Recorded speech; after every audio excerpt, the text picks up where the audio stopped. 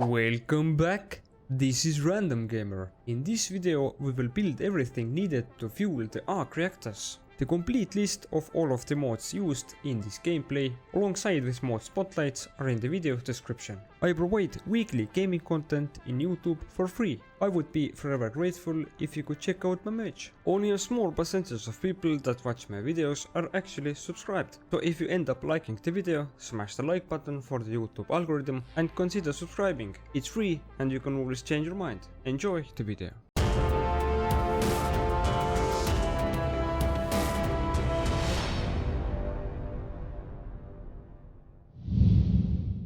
So in the last episode we brought in every required material to the brand new outpost that we expanded from the old quartz outpost, and we should have everything for the production of reactor cores, which are needed to provide fuel for the micro reactors in refined power Mark IV. So these and the arc reactors also need the fuel rods and also some coolant to work. So yeah, the only missing link at the moment is the water, so we definitely have to bring this up from here, and some recipes require it in liquid form and some of them in a packaged form. So yeah, I don't know any of the ratios, so yeah, let's randomly bring up I think like one Mark II pipe worth of water from the bottom of this setup and take it from there. As a matter of fact, let's not bring the random amount of water up here. I think let's try to work the system from backwards. So let's start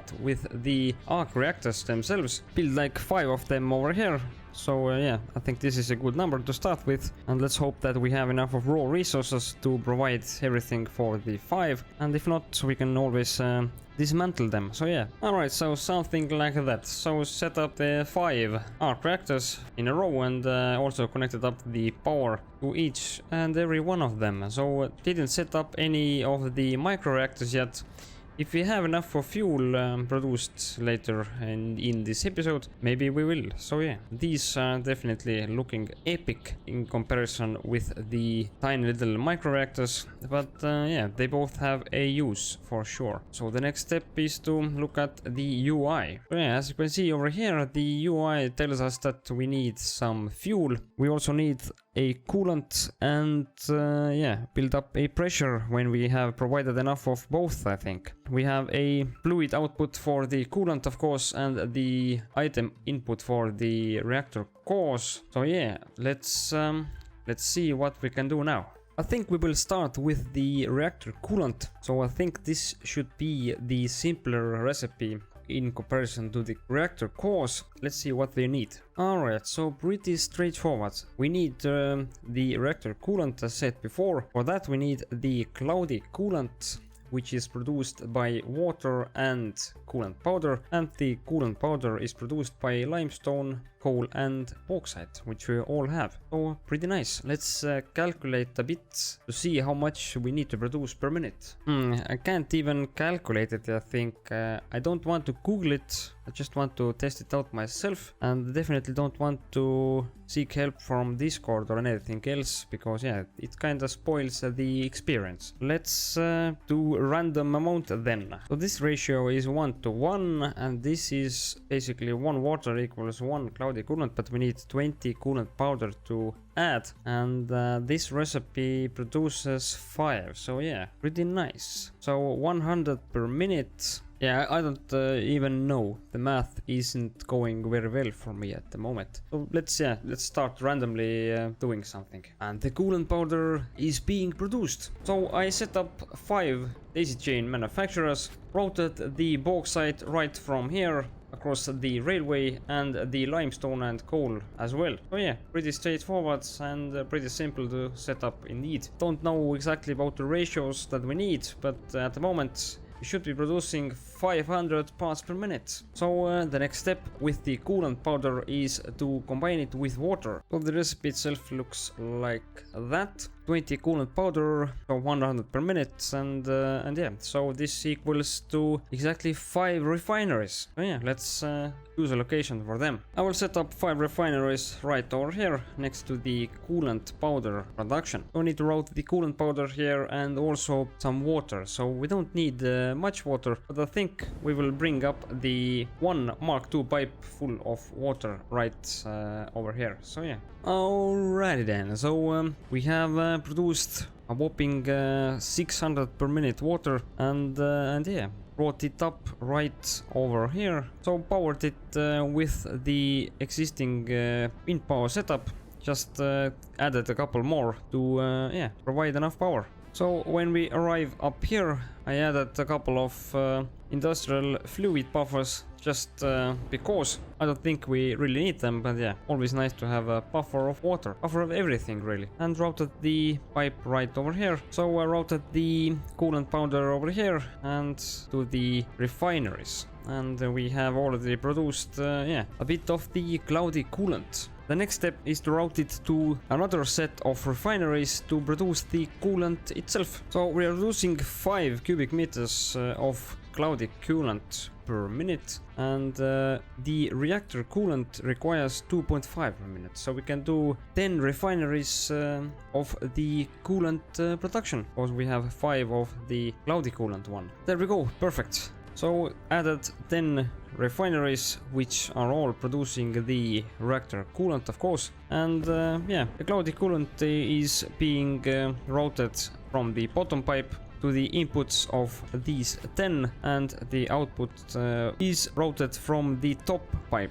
Added some valves just in case, and routed to 3 of these. So the next thing is to set up a reactor core production line. Completely forgot that we had a hard drive ready, so let's choose the steel frame and start another research. So let me walk you through it. How can we produce the advanced reactor cores? So in order to produce the cores, we need liquid deuterium and advanced reactor casing. So the liquid deuterium can be crafted with the unfiltered deuterium and packaged water. Unfiltered deuterium can be crafted with uranium and refined E65. Refined E65 can be crafted with element 65 and sulfuric acid, and the sulfuric acid can be crafted with sulfur and water. Yeah, pretty long production line indeed. And we also need to package the water over here with the liquid deuterium and craft the advanced reactor casings with the heavy modular frames and quartz crystals for the advanced reactor cores themselves. And we also need to produce the quartz crystals from the raw quartz we have. So yeah, definitely pretty long construction line indeed. So let's start laying down a bunch of refineries. Alright, so this should be the right amount of everything. So 7 of the constructors that can produce the quartz crystal, 6 of the assemblers that take the quartz crystal and heavy modular frames to produce 6 advanced reactor casings per minute, 1 refinery for making the sulfuric acid, 2 refineries to make the refined E65, 4 refineries to produce unfiltered deuterium, another 4 to produce the deuterium, and 12 to produce the advanced reactor cores. So I think this setup should be okay ratio wise. We can definitely double it up or make another one just as that one if we need, but yeah, for starters I think we will do it like so. So yeah, let's start routing the required items. Let's start with the quartz crystals first. But first let's do the MEM now. So let's select another recipe. I think we will select this one. Don't think we need it at the moment, but yeah, now we have it. And let's start scanning another one. Alright, back to the building now. So let's route the quartz over here. Perfect. Routed the quartz just above over here, as well as the sulfur. So yeah, the sulfur has to be routed right over there. but the quartz is done. So pretty nice looking system indeed. So now we just have to route the quartz crystals into the assemblers over here and also bring the heavy modular frames. And there we go, all of our heavy modular frames are routed now. So routed all of these 3 resources. So the heavy modular frames, element 65 and also uranium have been taken to over here. So yeah, we can continue with our production lines. So now we are definitely producing the advanced reactor casing. So let's route the reactor casings to the 12 of these refineries. Alright then, the advanced reactor casings have been routed. Next up, let's start producing the sulfuric acid. We need to route the water and sulfur over here. And the sulfur and water has been routed. So split the water over here, use some valves just in case, and brought the sulfur from here to here. So yeah, pretty easy routing. So we are producing the sulfuric acid now. Epic. Now I must route it next door, right over here, to 2 of these, and also bring the element 65 over here. Let's also select another recipe from here, and let's choose the Caterium wire. And I have run out of hard drives, unfortunately. No worries, let's continue. Alright, routed the element 65 from here and split it between 2 of these. And routed the sulfuric acid right from over here. And we are producing the refined E65. So next up, we must route it to the next door refineries. So 4 of these, which could produce the unfiltered deuterium. And we also must bring the uranium over here. Alright, next thing made. So routed the refined E65 from here to here. And routed the uranium from there. So now we have unfiltered deuterium being produced. Nice.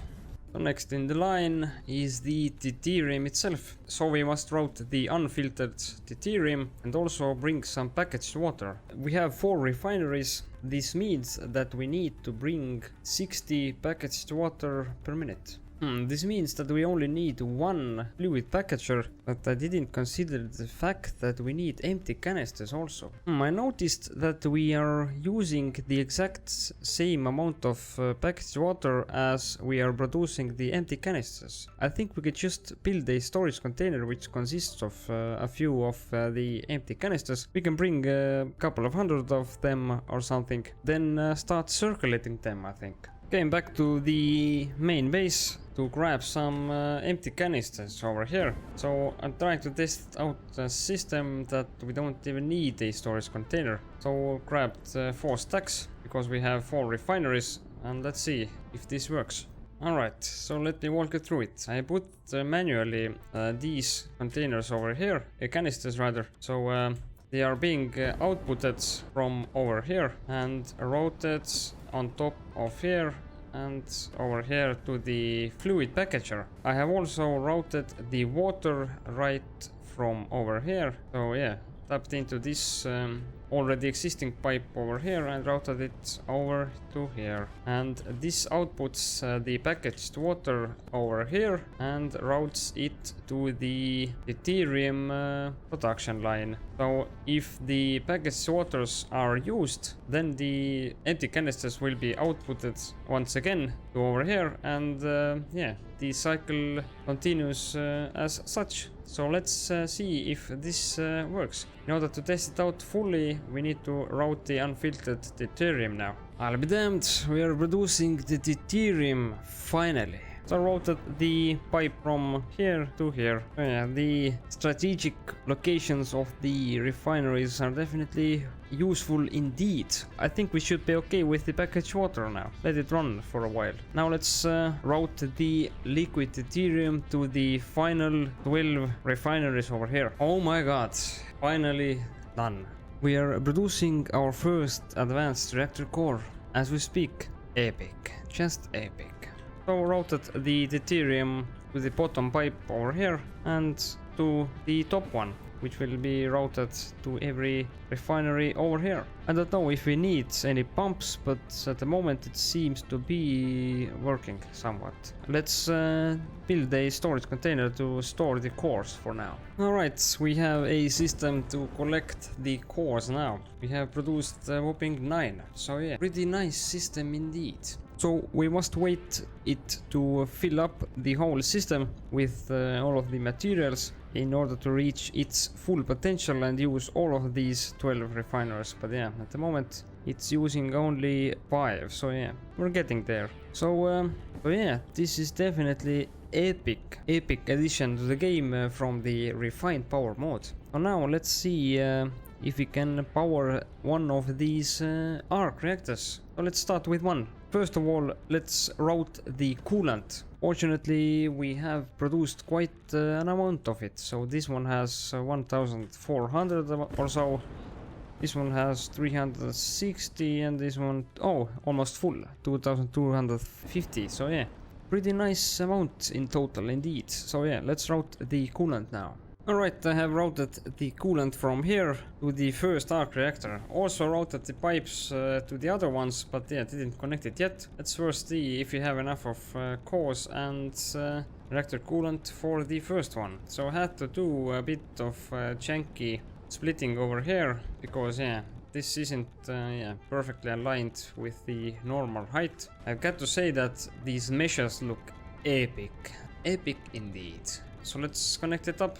Alright, first cores are being injected. There we go. Nice. Alright, something is happening. Alright, almost there. We have gathered a whopping 60 cores already. Nice. Oh my god, something is definitely happening now. We have reached the 100 pressure. Coolant buffer is also 100 and we have 61 fuel level. Let's see. We're definitely producing 5 gigawatts now. I remember that the particles were spinning. Maybe it needs some time or something. Let's see if we...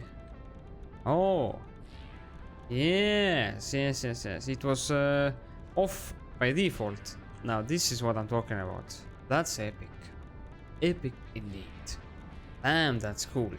I think we can connect up the rest of them also, because here we have some info. So consumption rates 100% use, advanced core 20 minutes.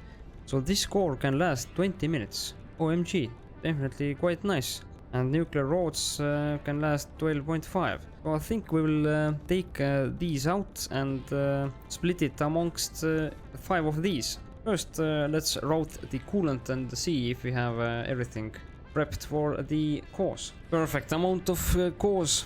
Nice. In order to divide the cores equally amongst 5 of these arc reactors, we definitely need to make a specific load balancer to split one input to 5 equal outputs. Otherwise, yeah, it will take quite a bit of time. Alright, I think I managed to do that. So I'm going to route the ready cores to over here, to the merger, and then we are going to split it between 2 splitters. So one split goes over there, and this splitter divides the output amongst 3 of these, and the other splitter goes over here. One goes to the arc reactor over here, and the second one goes to the other one, and the third output will merge back together. So this should be 1:5 ratio, exactly right. Okay, this is yeah, quite radioactive place to be indeed. So let's divide the cores between all of these 5. We have gathered 269, oh my, cores. That this means that we should have over 50 cores each. So yeah, let's connect it up. Magnificent. Look at all of those cores. Epic. Well, let's see if it's being routed equally. So in the end, every arc reactor should have about 50 or more cores inside of them. Alright, 55 over here. The same over here. 55 over here.